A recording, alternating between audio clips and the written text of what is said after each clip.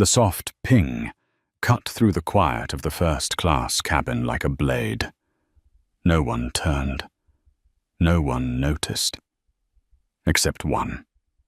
Dr. Naomi Carter sat in seat 2A, back straight, eyes fixed on the digital flight path, glowing on the small screen before her. All she wanted was a simple black coffee. Hot. Nothing more. Something so ordinary. Yet on Flight 417 of Asteria Airways, it became a spark to ignite a fire. From the moment she stepped into the gleaming cabin, Naomi had sensed something. A thin but sharp current in the air. Marjorie Hale, the veteran head flight attendant, 58 years old, her blonde hair stiff like a helmet, moved with the precision of 3 decades of training. She smiled warmly at Richard Bellamy, the wealthy lawyer in seat 1C, addressing him by name. She complimented Evelyn Shaw's cashmere scarf in 3B, speaking as though they were old friends. And seat 2A, it was treated as though it were empty. As though Doctor Who, Naomi Carter, one of the most powerful women in global agricultural technology, were nothing more than a shadow in this space of luxury. Naomi was used to eyes sliding past her, used to being underestimated in boardrooms full of white men in tailored suits. But every time it happened, the sting cut deep, like a blade pressed to flesh, dull yet searing. The first time, she stayed silent. The second, she pressed the call button. The second ping echoed. Marjorie appeared, her face stiff as wax. "Yes?" A single word, clipped and sharp. Naomi smiled calmly. "I believe you skipped me when serving. I would like a black coffee, thank you." The corner of Marjorie's mouth twitched, a parody of a smile. A flicker of disdain flashed in her eyes, then vanished. "I'll serve you when I've finished with the other passengers." Her voice was cold, each word dropped like a hammer. Naomi looked around. Everyone else had a drink. Everyone else had been attended to. Only seat 2A remained neglected. The call button glowed again. This time, Naomi held it for 3 seconds. The ping rang louder, drawing curious glances. Marjorie stormed out, her face flushed with anger. "I'm busy. You'll have to wait your turn." Naomi lifted her gaze, her voice low and deliberate. "Wait my turn? Everyone else has been served. I've asked twice. What is the real reason?" The air grew so taut it could be cut with a knife. Richard Bellamy lowered his paper. Evelyn Shaw froze with her fork mid-air. Everyone was watching. Everyone was listening. Marjorie leaned in, her voice honeyed but dripping with venom. "Honey, perhaps you don't know the rules here. This cabin is for our most exclusive guests. Occasionally, some people get upgraded by mistake.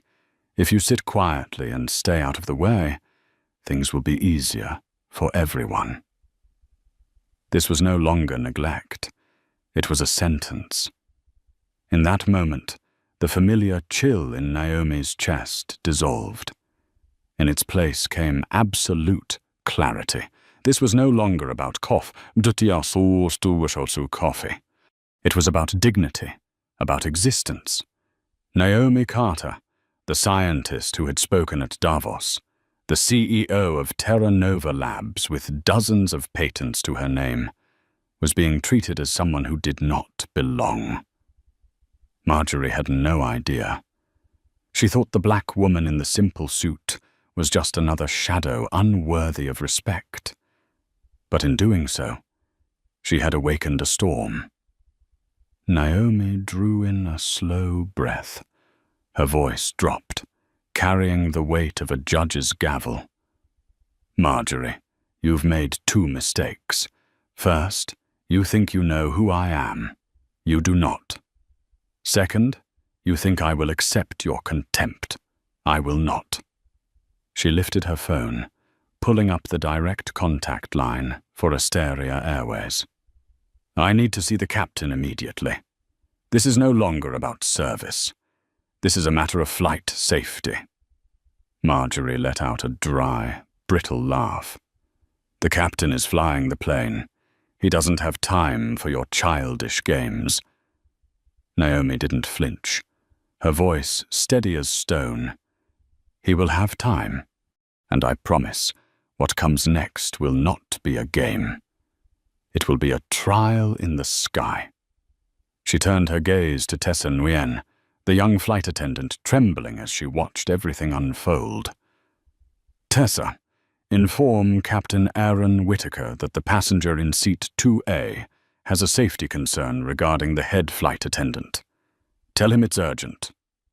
The word safety fell into the cabin like an alarm bell. Eyes darted, whispers swirled. Tessa swallowed hard, nodded, and hurried toward the cockpit. Marjorie stood frozen in the aisle, her face twisted with fury and disbelief. The engine still roared steadily. The flight carried on, but control of the cabin had slipped from her grasp. Seat 2A, once dismissed as a mistake, had become the epicenter. And from that epicenter, a storm was rising, not just against one flight attendant, but against an entire system that cloaked contempt behind false smiles. Naomi sat tall, her eyes calm. She no longer needed coffee. She needed justice. The cockpit door swung open, the sound striking the cabin like a bell announcing the beginning of a trial. Every passenger lifted their heads, their breath held still. Captain Aaron Whitaker, 49 years old, appeared. His grey-blue eyes bore the weight of decades, his forehead etched with the lines of thousands of hours flying across continents. His steps carried the steadiness of a man used to making decisions in an instant, decisions that often carried the lives of hundreds. He swept his gaze across the cabin. On one side sat Dr. Naomi Carter, upright, calm, but her eyes gleaming like steel. On the other stood Marjorie Hale, her face flushed crimson, forcing a mask of confidence, though her lips trembled under the strain. Between them, the first-class cabin lay silent, like a theater where the audience held its breath, waiting for the next act. "Ma'am," the captain's warm baritone rolled out, each word deliberate. "I am Captain Whitaker. I've been informed you have a safety concern." Naomi nodded. "Yes, Captain." With a voice measured and unwavering, she laid it out. Each sentence as though carefully drafted beforehand. "From the moment I boarded, Chief Flight Attendant Marjorie Hale has repeatedly refused to serve me, while every other passenger was attended to. When I asked why, she implied I did not belong in this cabin. After that, she labeled me a disruptive passenger. I never raised my voice, never acted beyond courtesy. I simply existed in this seat, and that existence was treated as a problem." A spoon stilled on a silver tray. The rustle of Richard Bellamy's newspaper ceased. Evelyn Shaw lowered her gaze, her cheeks flushed pink with embarrassment, not her own. The cabin had become a courtroom in the sky. Naomi the prosecutor, Marjorie the accused. Captain Whitaker turned. "Ms. Hale, your response?" Marjorie drew a sharp breath, fighting to reclaim her usual tone. "Captain, this passenger has been difficult since boarding." She pressed the call button repeatedly, demanding immediate service, disrupting my duties. I was only trying to maintain order and prioritize fairly for all. I never refused. I simply asked her to wait her turn. Naomi's lips curved in a thin smile. Wait my turn when every passenger already had their drink, except me. The captain may verify this with witnesses. Mr. Bellamy in 1C, Mrs. Shaw in 3B, and Attendant Tessa all saw what happened. I need say no more. Every gaze shifted toward Richard Bellamy. The man lowered his paper, removed his glasses, and nodded slowly. I confirm. Dr. Carter was entirely composed. I saw the difference in how she was treated. Evelyn Shaw dropped her head further, the red burning in her ears serving as silent confession. The captain's nod was slight, but his eyes turned cold as they pierced Marjorie. For an instant, her confident veneer collapsed, leaving only panic exposed. Naomi pressed on, knowing this was the decisive blow. "Captain Whitaker, this is not about service. The issue is fitness for duty. When a flight attendant allows personal prejudice to dictate her work, she becomes a threat to the safety of the entire flight. In an emergency, I cannot trust she would assist me or anyone she deems unworthy." The words landed like a gavel striking wood, reverberating through the cabin. The captain recognized the language. Fitness for duty was not a passenger complaint.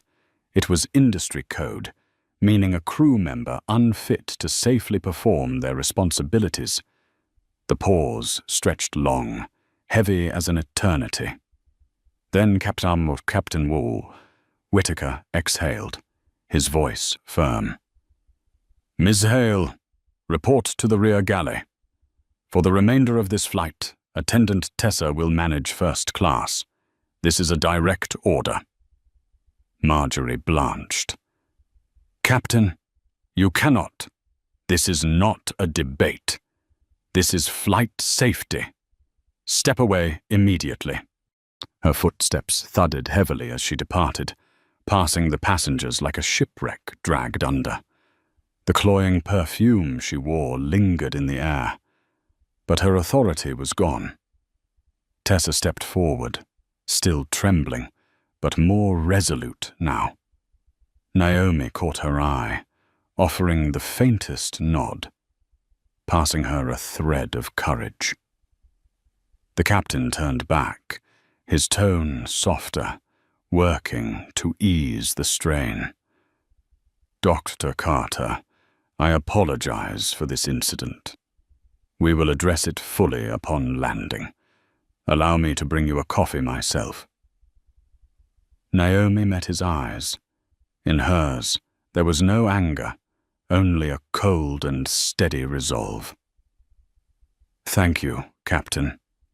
But the coffee no longer matters. The question is whether we allow this to pass as a minor incident, or whether we stop this flight here and now to set the standard of fairness." The captain froze. He had believed replacing one attendant would suffice, but before him was not an ordinary passenger. It was Dr. Naomi Carter, the woman who had built a multi-billion-dollar agricultural technology empire. A woman who had never accepted let it go. "Captain," Naomi said, her words slow, each one reverberating through the space. "I am formally declaring that I no longer feel safe on this flight. And under FAA regulations, when a passenger raises a safety concern, the captain must decide, proceed and assume full legal responsibility, or turn back immediately." The air in the cabin turned thick still. The roar of the engines outside could not drown out the pounding hearts within.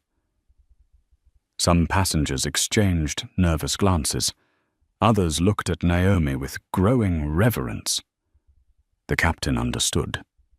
He looked into Naomi's eyes of someone fully aware of the power she held. And in that moment, he realized this woman was not an accidental upgrade. She was the most powerful passenger his airline had ever faced. A storm of lawsuits and media firestorms loomed on the horizon, and Naomi Carter had just placed her finger on the trigger. First class sat in utter silence. Every eye was fixed on Captain Aaron Whitaker. He stood there, hands clasped together, head bowed slightly, as though weighing the burden of 1,000 pounds pressing on his shoulders. Naomi Carter did not blink.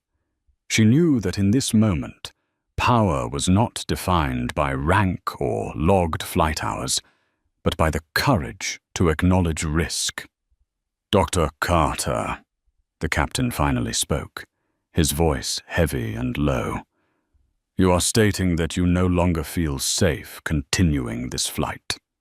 Naomi nodded. "I confirm, and I am requesting to leave the aircraft at the nearest point, here in Denver. Any other choice would be ignoring a reported safety hazard." The words sliced through the air like a blade. A few passengers gasped. Richard Bellamy adjusted his glasses, his sharp eyes flashing with the precision of a seasoned attorney.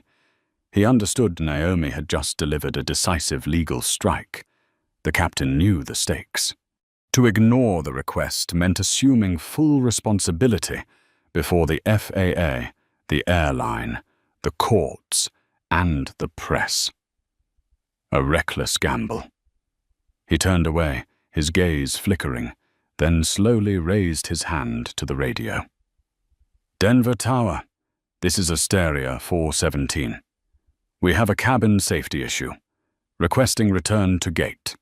Declaring pan-pan." The sound carried through the cabin speakers like a thunderclap. Pan. Pan. The international signal for an urgent situation just short of Mayday. A jolt rippled through the cabin. Evelyn Shaw dropped her silver spoon onto her tray. Richard Bellamy's lips curved into a half-smile, half-grimace of astonishment. Tessa stood frozen, her wide eyes betraying the weight of what had just unfolded. Naomi leaned back in her seat, calm, her hands resting lightly on her lap. She didn't need to shout. She didn't need anger. With nothing but precise, lawful words, she had turned an entire Boeing around. The plane tilted, engines roaring louder as it banked back towards the skies above Colorado. In economy class, whispers spread. What happened? Is someone sick? Mechanical issue? But in first class, the truth sat heavy as stone. They all knew it wasn't a technical fault. It was a cup of coffee that never came. In the rear galley, Marjorie Hale was unraveling. She muttered furiously to a colleague, "She's making this up. In all my years, I've never been humiliated like this. This is a setup." But no one answered. No one dared cover for her now. The captain turned back to Naomi. "Ma'am, I have honored your request. We will return to Denver. But please understand, the consequences for the airline and this crew will be severe." Naomi's eyes softened slightly. "I understand, Captain. But the truth is this. If we don't stop today, then tomorrow someone else will endure the same. Someone weaker, someone without the chance to speak. I could stay silent and drink a late coffee. But in doing so, I would become complicit in contempt." The captain said nothing. In that moment, he no longer saw Naomi as a troublesome passenger. He saw her as a judge, forcing the system itself to confront its reflection. The plane descended.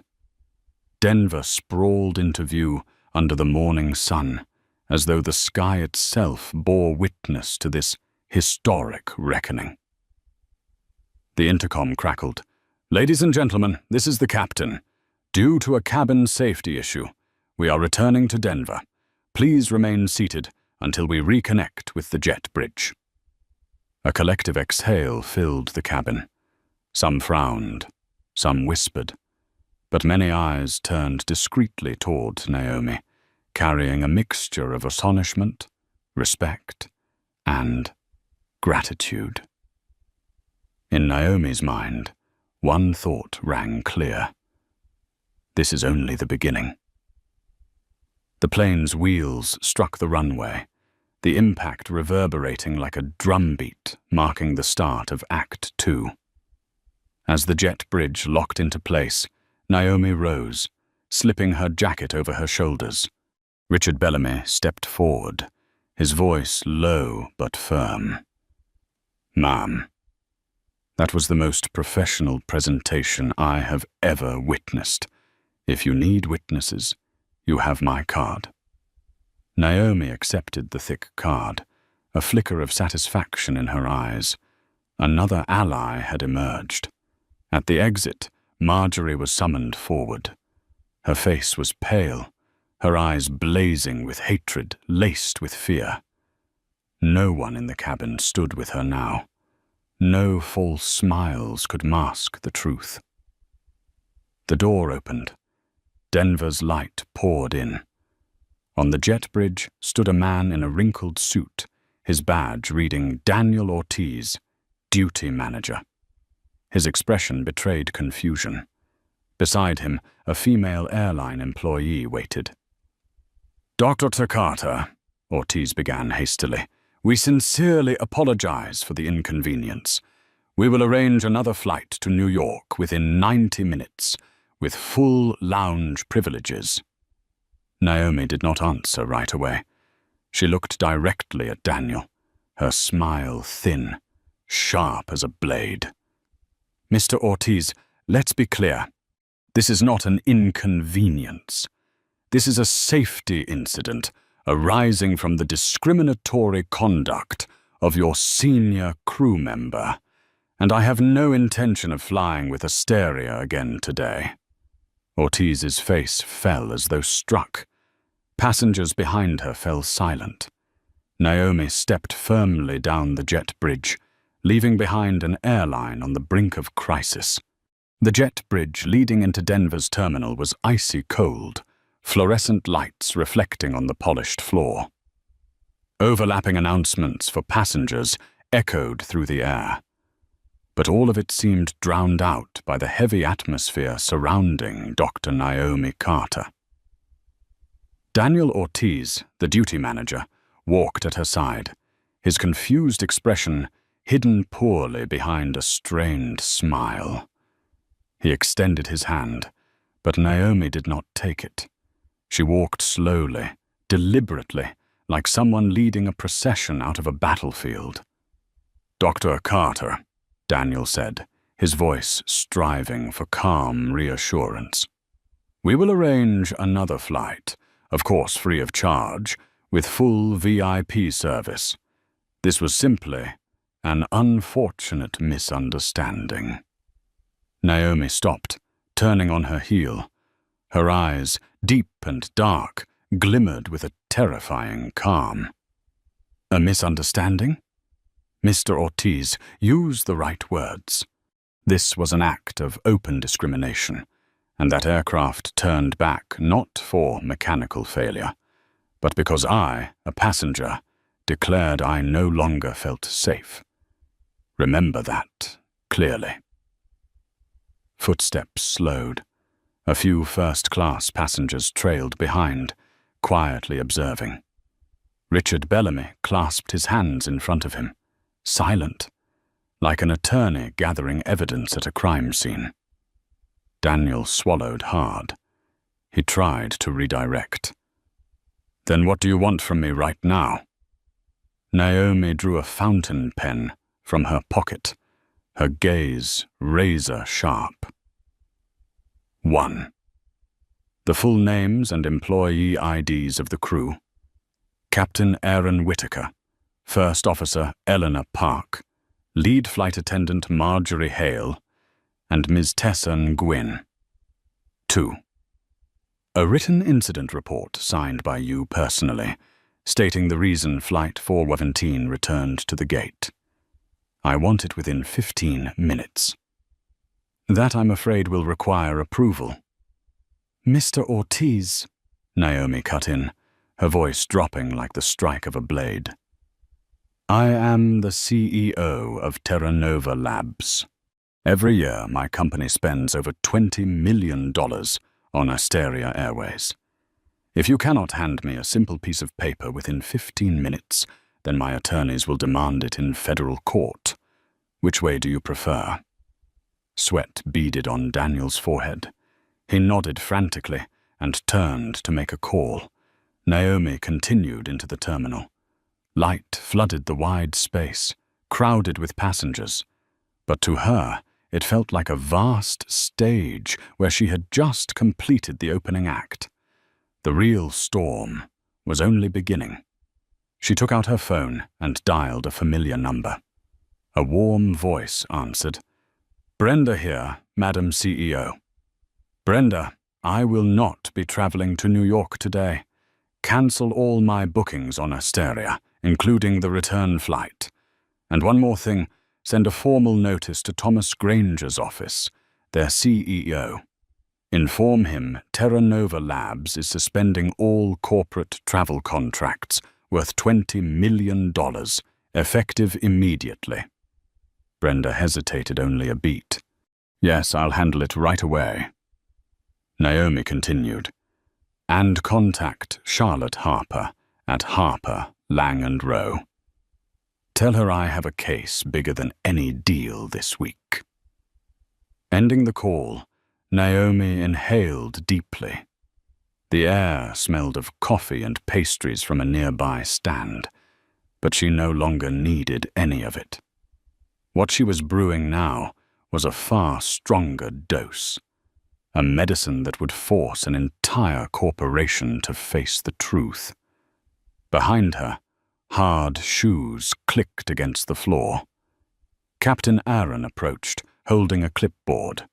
He handed it to Daniel Ortiz, but his eyes met Naomi's. Dr. Carter, he said evenly. I've written the preliminary report. I confirm that the actions of Attendant Hale were the cause of this incident. I trust Mr. Ortiz will provide you a copy immediately. Naomi took the document and scanned it quickly. The handwriting was clear, precise, official.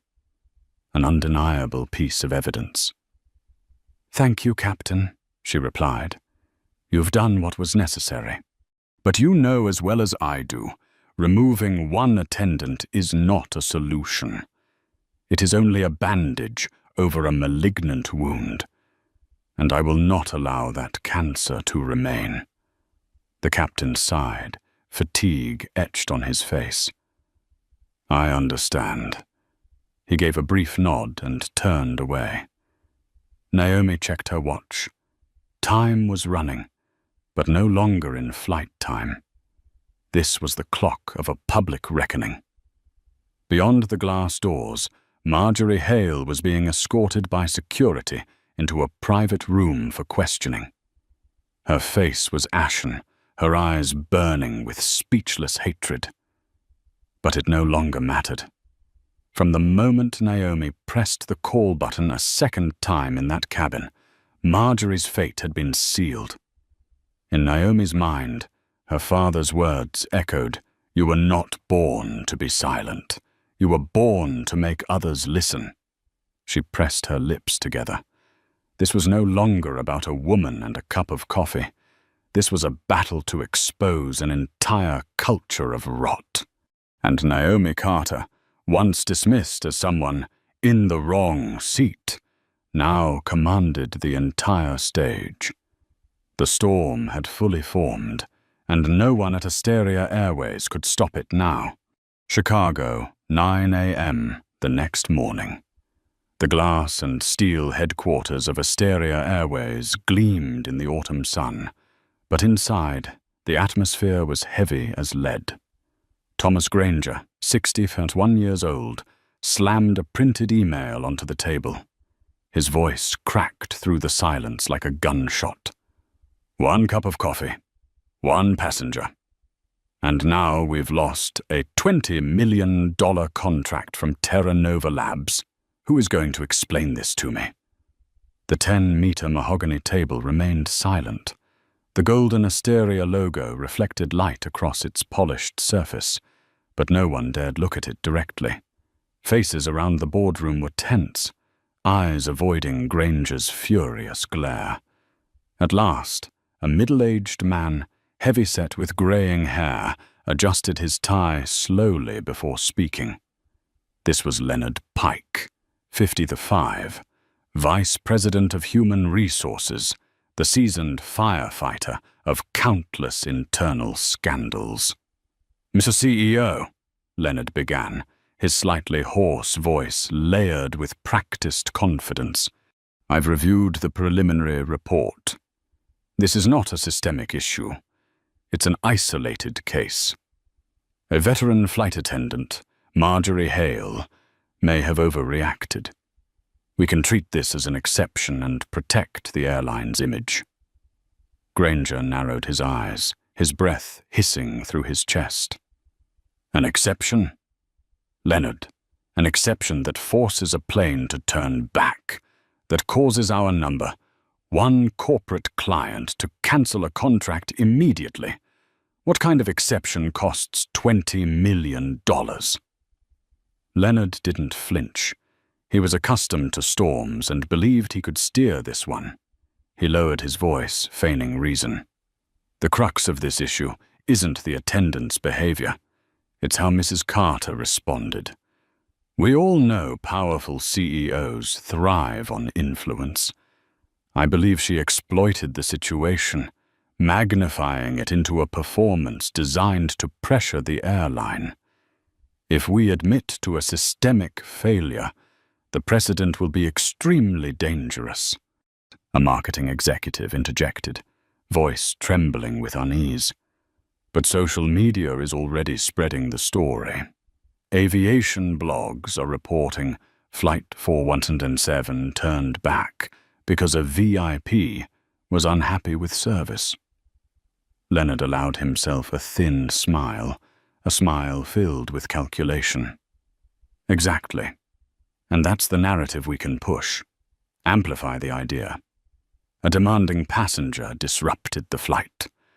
No mention of race, no mention of discrimination, just a difficult passenger. People will believe it, because it's the easier story to swallow." Granger stared at Leonard. For a fleeting moment, the CEO saw him clearly, not as someone defending justice, but as someone willing to protect the company at any cost, even through lies.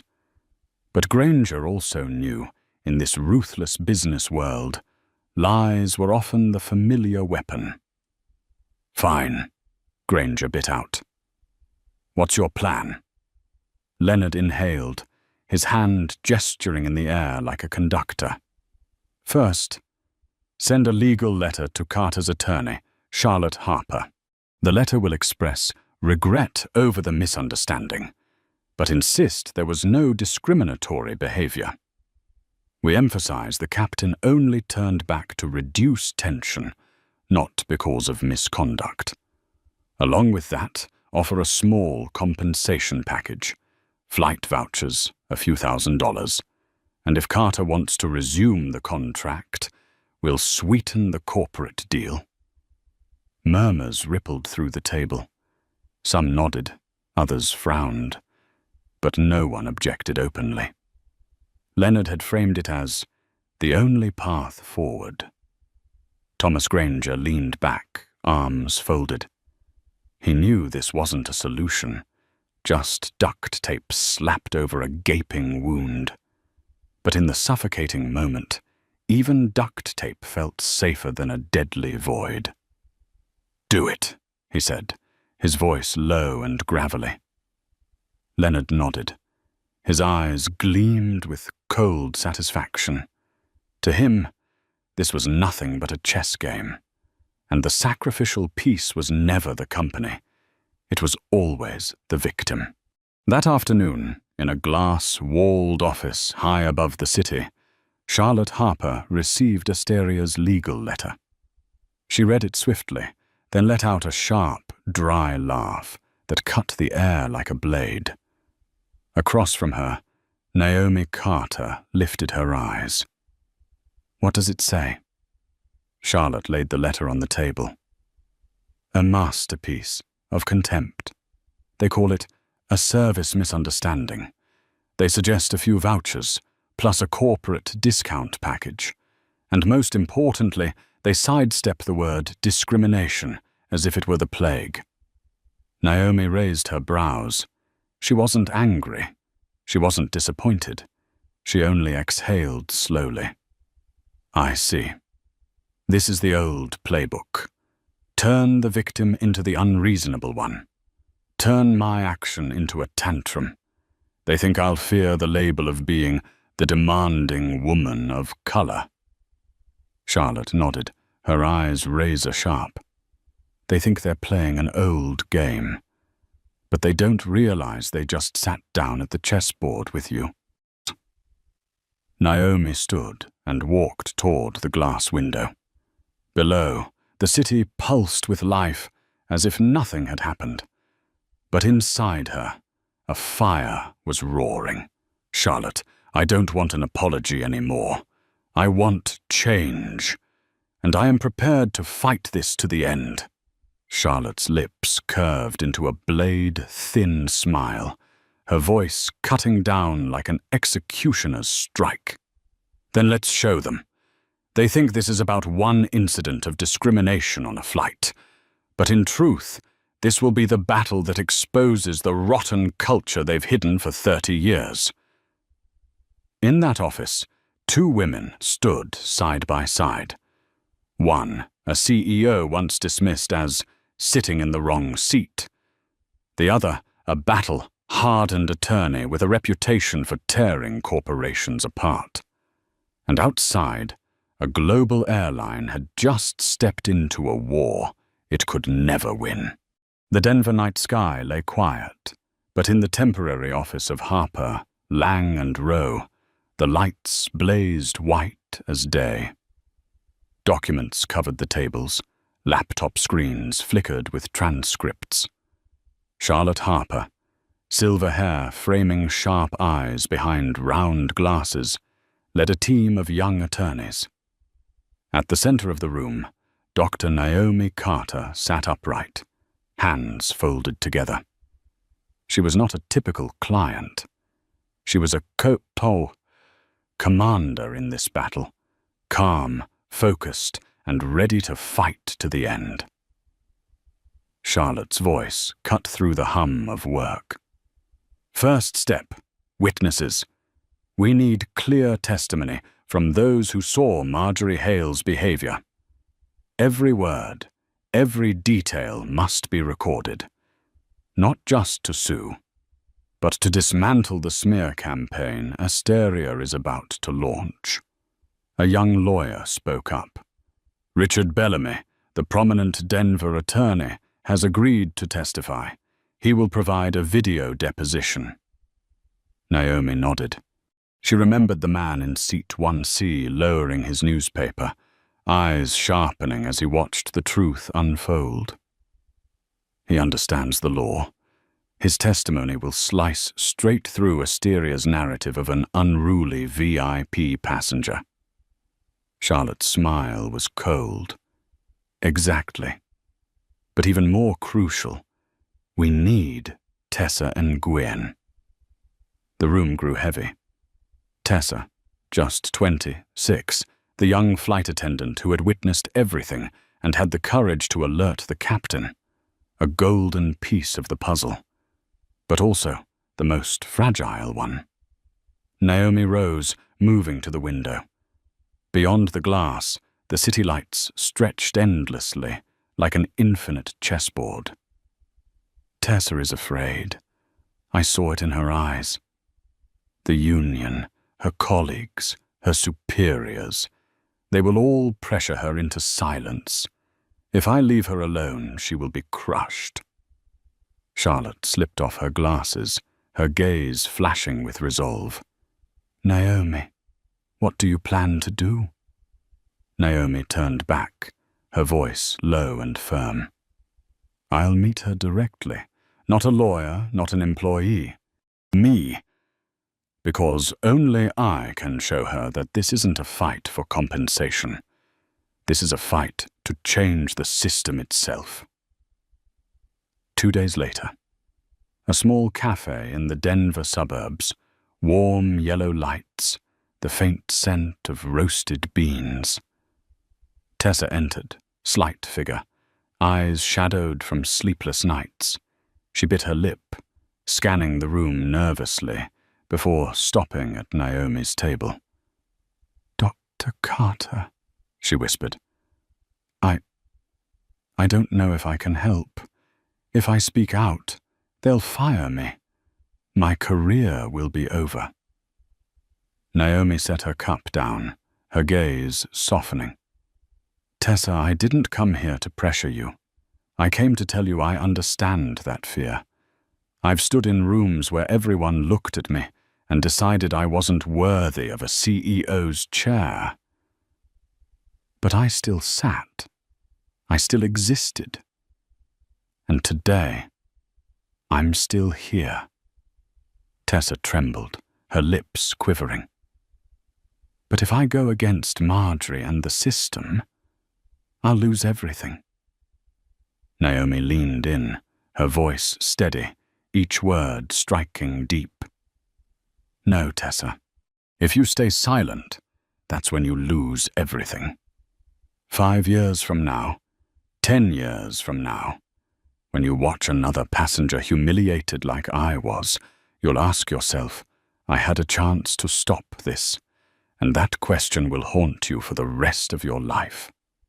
A tear slid down Tessa's cheek.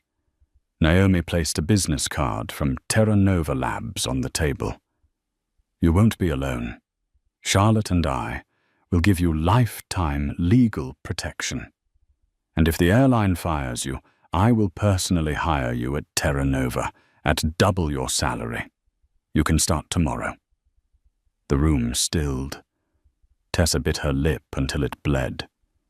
Then she drew a sharp breath, her small shoulders trembling. All right, I'll speak. I'll tell everything. Marjorie wasn't just wrong with you. She's been wrong with so many others before, and they all stayed silent. Naomi nodded, pride flickering in her eyes. A door had opened. A witness was ready to break the wall of silence. Weeks later, at Charlotte Harper's office in Chicago, boxes of documents lined the hallways. The discovery order had succeeded. 30 years of Marjorie Hale's records and employee complaints under Leonard Pike's oversight were delivered to the legal team. A young lawyer opened a box, pulling out pages. Thousands of sheets, petty complaints, meaningless reports, old financial logs, all junk.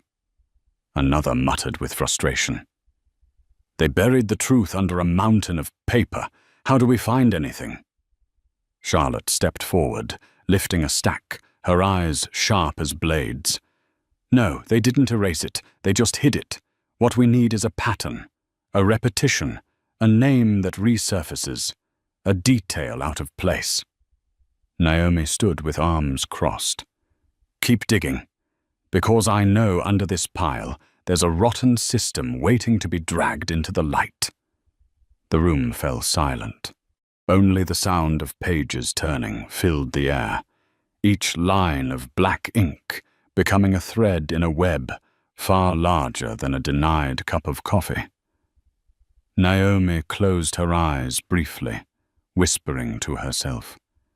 They wanted to make me a spectacle. but I'll turn their silence into evidence. And the storm was still forming, fiercer than ever. The hallways of Harper, Lang and Rowe were still lined with towering boxes of files, papers stacked like walls. Night after night, the legal team took turns flipping through every page, their eyes bloodshot from exhaustion. Naomi Carter was there almost constantly, not as a client, but as a soldier guarding the front lines. She sat amid the sea of paper, her gaze fixed on each report, each sterile line of text. Every time a page was discarded, she reminded herself, "Do not rush. The truth does not vanish. It only hides in the smallest of details." One late night, Evelyn Tran, a forensic finance expert, burst into the room, breathless. In her hands was an old file folder, its pages smelling of mold and age. "Charlotte, Naomi, I think I've found something." The entire room fell silent. Evelyn spread the papers across the table, pointing to a series of expense reports from Marjorie Hale. "Here," she said, her voice trembling with excitement. "Lisbon, Rio de Janeiro.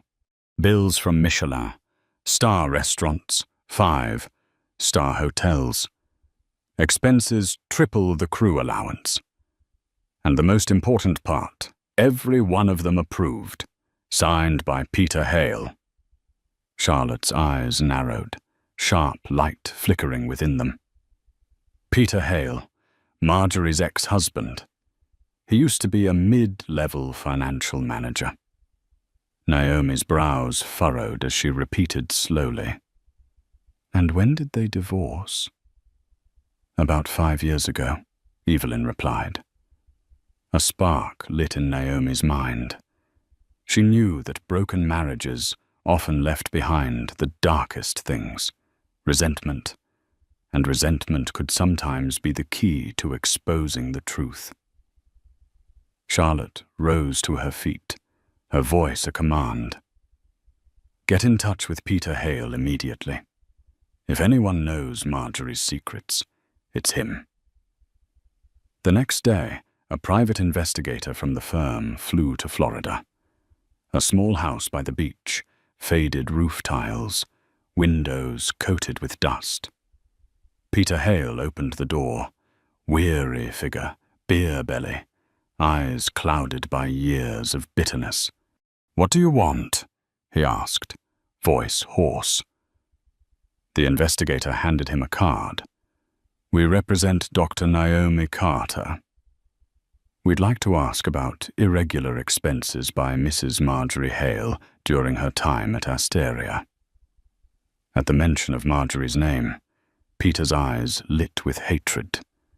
He let out a dry, jagged laugh, the sound of a man who had been waiting for this day. "Marjorie." He drew out the name, as if tasting the bitterness again. She always thought she was untouchable, thought that uniform was her divine shield. "You want the truth? I'll give it. Because I've kept the evidence, waiting for this day of reckoning." He dragged out an old metal box and dropped it heavily onto the table. Inside were bank statements, photocopied emails, handwritten notes. "It's not just about luxury spending," Peter said, his voice laced with venom. "Marjorie was running a smuggling operation right under that uniform. Antiques, jewelry, rare books, small, compact, easy to hide. She had a special suitcase, always checked as crew baggage. And she had a man on the ground crew who made sure that bag was never inspected." The investigator froze. "Do you have proof?" Peter nodded sharply, his eyes gleaming. "I kept the bank records from a secret account in Portugal. That's where she funneled the money. I kept everything, waiting for today." That night, the detailed report landed on Charlotte Harper's desk. She read line by line, her expression growing colder with each page. When she finally closed the file, she looked up at Naomi, her voice carrying the weight of a verdict.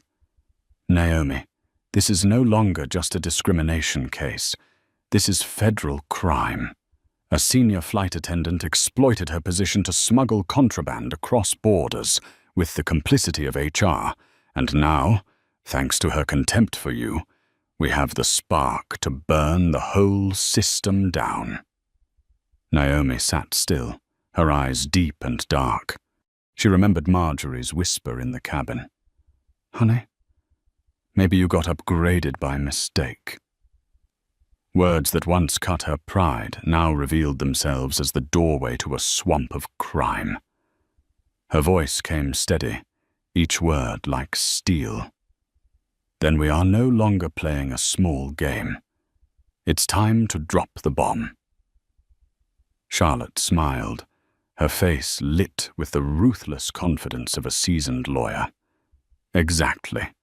And my first call tomorrow morning won't be to Asteria. It will be to the Department of Justice." That night, Naomi left the office, stepping into Chicago's bright streets. The cold wind slapped her face, but her chest burned hot. She had gone from a passenger ignored in first class to the witness pulling an entire airline into the storm. A storm no longer about a cup of coffee, but about an international smuggling ring. Naomi looked up at the night sky. Airplanes still carved their glowing paths like arrows of light. But she knew, from now on, for Asteria, the skies would no longer be free. They would become a tribunal suspended above the earth, where truth would be revealed and old power torn down. And she, once dismissed as sitting in the wrong seat, was now the one holding the gavel of justice. Asteria Airways headquarters in Chicago. Monday morning. The vast conference room on the 42nd floor held a gleaming mahogany table that stretched like a mirror. On the wall, the airline's silver-winged logo reflected the morning sun, but inside that room, no one felt its warmth. Thomas Granger, 60-1, the CEO, sat at the head of the table. Beside him was Elaine Porter, the chief legal counsel, compact frame, face hard as steel. In front of them, 2 empty chairs waited. The door opened. Charlotte Harper entered, clad in a dark grey suit, silver hair neatly tied, her eyes sharp and gleaming like a blade. At her side, Dr. Naomi Carter, tall, long coat flowing, each step firm and deliberate. The two of them walked in like warriors entering the enemy's stronghold, yet without a trace of fear. Thomas awkwardly rose and extended his hand. Naomi gave a slight nod, but did not shake it. Not out of disrespect, but to make it clear from the first moment. Today, the balance of power had shifted. "Thank you for coming," Thomas began, trying to steady his tone. "I hope we can resolve this matter reasonably." Charlotte did not answer. She sat down and placed a red folder on the table, slowly, deliberately. Elaine's eyes locked on it, as if it contained a bomb. Naomi broke the silence. "Mr. Granger, we are not here today to hear a half-hearted apology. We are here to force you to face the truth." Thomas's brow furrowed, irritation flashing across his face. "What truth, Dr. Carter? I've read the report. A flight attendant behaved improperly. We suspended her. That should have been the end of it." Charlotte's cold smile cut the air. She slid the folder across to Thomas. "Read this." Elaine snatched it up and opened it. Inside were bank statements, internal emails, and a signed affidavit from Peter Hale. The more she read, the paler she grew. When she finally looked up, her eyes, usually unwavering, flickered with unease. These are serious allegations," she whispered. Charlotte's voice struck like a hammer. "Not allegations. Evidence. Marjorie Hale, your 30-year veteran chief flight attendant, has been smuggling contraband through crew baggage, antiques, jewelry, rare books. And she had an accomplice on the ground crew. The Lisbon Bank has confirmed the accounts. We delivered the file to the Department of Justice this morning." Thomas lunged forward, yanking the papers. His face flushed, then drained of color. He muttered, "No, this can't be." Naomi leaned in, her voice reverberating through the room. "Mr. Granger, I told your captain on Flight 417 that this was never about coffee. It was about culture. When a flight attendant brings prejudice into the cabin, she only needs an excuse to erase the passenger she deems unworthy. And when HR shields and enables her, the rot stops being personal. It becomes systemic." Charlotte's tone was merciless. "Do you know who approved every report tied to Marjorie for the past decade? Leonard Pike. He didn't just shield discriminatory behavior. He shielded a federal criminal.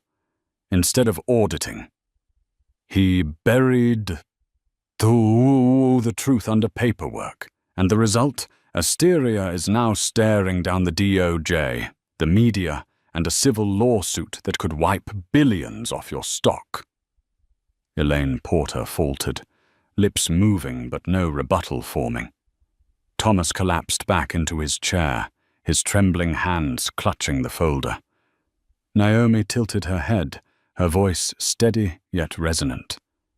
"Mr. Granger, you think you have options. The truth is, the only option left is a controlled surrender. Otherwise, Asteria will be destroyed in this storm." Thomas looked at the two women before him. One, a black CEO once dismissed as sitting in the wrong seat. The other, a silver-haired lawyer with unrelenting eyes. He realized he was no longer steering the game. He was cornered, and checkmate was the only outcome. Charlotte's voice sliced through the silence like a verdict. "Here is what will happen. You will immediately terminate Leonard Pike for gross negligence. You will hire an independent investigation team, approved by us, to reform the entire HR department. You will issue a public apology, admitting discrimination against Dr. Naomi Carter. You will fund mandatory company-wide training, which we will call the Carter Initiative. And finally, you will pay damages in the 8-figure range, non-negotiable." The room fell into suffocating silence. Thomas turned to Elaine. The legal counsel gave a slow, heavy shake of her head. There was no escape. Thomas's shoulders slumped, his voice hoarse. "Agreed." Naomi gave a small nod. No triumph, no gloating. Only the confirmation that justice had forced the powerful to bow. Charlotte retrieved the folder and stood. "Good. Then we will finalize the documents this week. And from today on, Asteria is no longer the airline that tried to evade the truth. You will be the living proof of the price for protecting prejudice." Naomi turned and walked toward the door. Each step echoed like the tolling of a bell, a funeral march for a rotten culture. In that moment, Thomas Granger understood. He had not just lost a case. He had lost an era. Wednesday morning, before the first light could chase away the mist, black FBI SUVs pulled up in front of Marjorie Hale's suburban house. The pounding on the door echoed like gunfire. "FBI! Open up now!" Marjorie jolted upright in bed, her face pale, blonde hair disheveled. When the door burst open, agents in black windbreakers stormed inside, handcuffs clinking. She shrieked, voice shrill and desperate. "You can't do this to me! I'm the chief flight attendant of Asteria!" But the words carried no weight. She was forced to the floor, wrists locked behind her back. On the kitchen table lay wooden crates and velvet pouches of jewelry she hadn't yet hidden.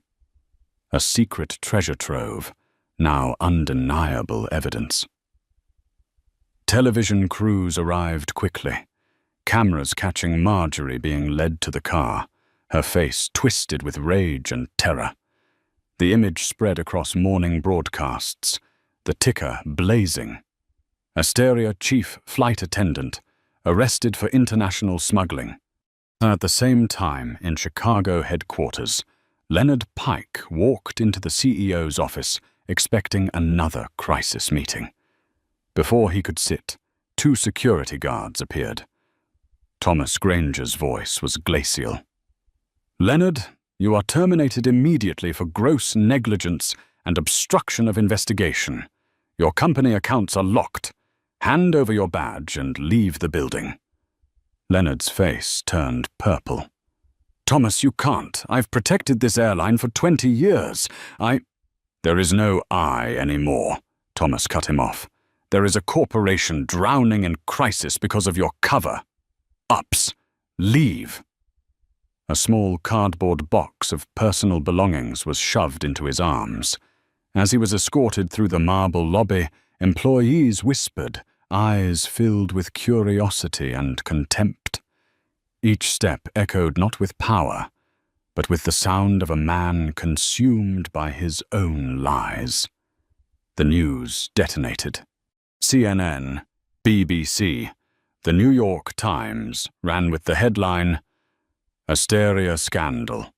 From first-class discrimination to international smuggling ring."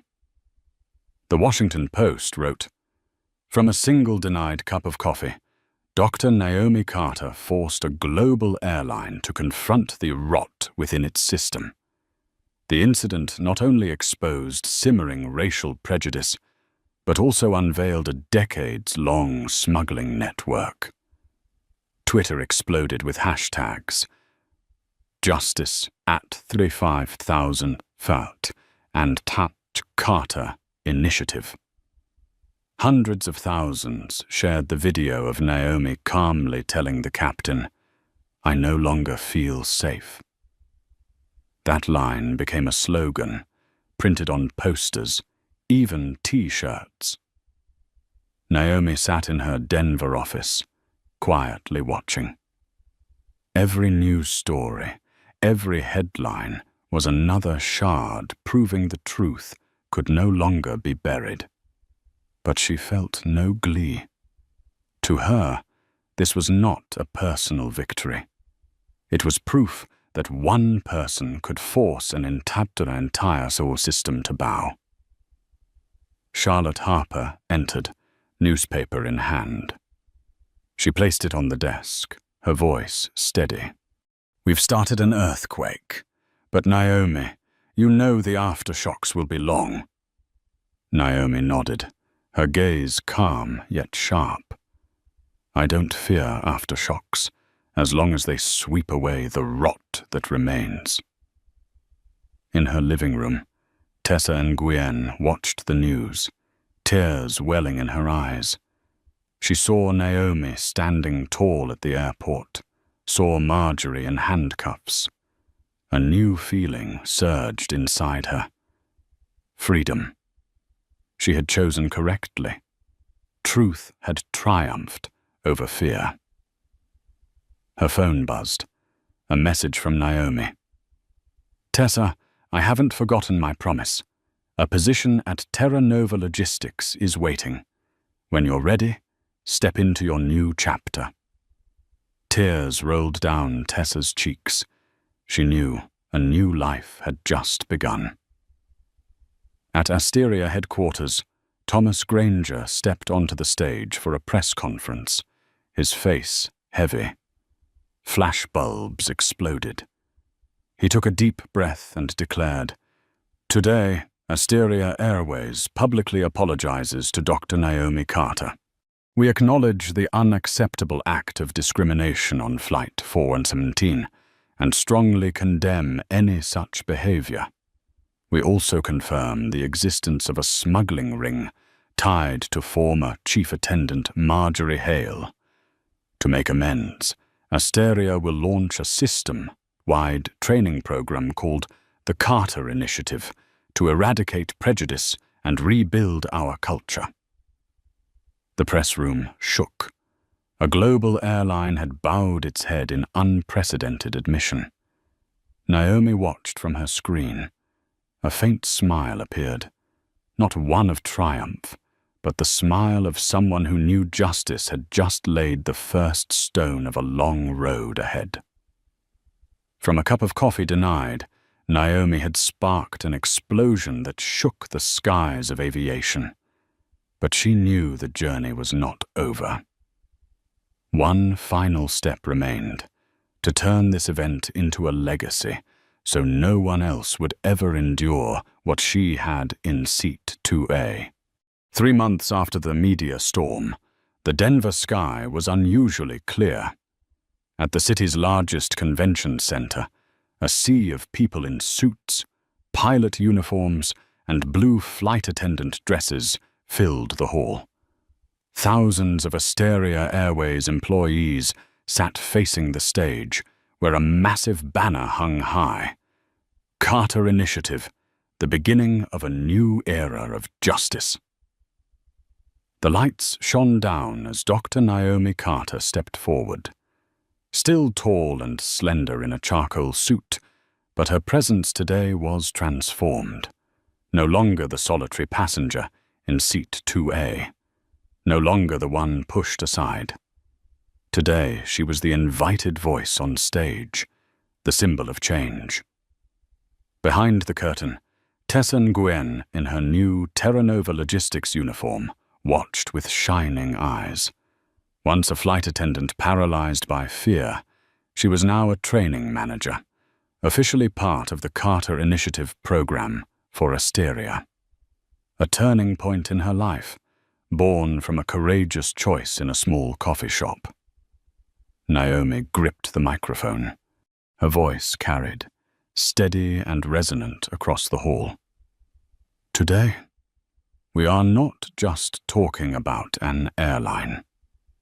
We are talking about how we treat one another. I was once made invisible, dismissed because of my skin color and where I sat. But I refused to stay silent, and in that moment, we were forced to face the truth. If one passenger can be overlooked, then any one of us can be devalued. The hall was silent. Thousands of eyes locked on her, each word rippling outward like stones across water. Naomi's voice softened, but grew even more powerful. We cannot erase what has happened, but we can transform it into the foundation of a new culture. The Carter Initiative is not an apology. It is a commitment that every employee will be trained to understand that respect is not optional, it is an obligation. Justice is not a slogan, it is the standard. Applause thundered, echoing through the hall. Among the crowd, a few young flight attendants wiped away tears.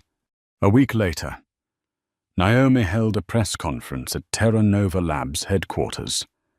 She announced the creation of the Carter Foundation, using the 8-figure settlement from Asteria to fund scholarships for women of color pursuing careers in STEM and aviation. "This is not compensation for me," Naomi said, before a forest of microphones. "This is an investment in the next generation. Every young woman who walks into a laboratory or a cockpit carrying her dream and her determination will be living proof that justice does not only win in a courtroom, It wins on the runway of the future. The news spread quickly, newspapers calling it a double victory, exposing the truth while transforming pain into opportunity.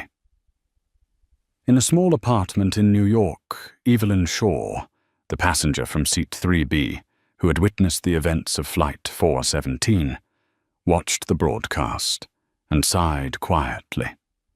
She remembered the moment she had bowed her head instead of speaking up. Now, seeing Naomi turn everything into a movement, Evelyn whispered, "If only I had been braver that day." That regret became a reminder to millions of viewers.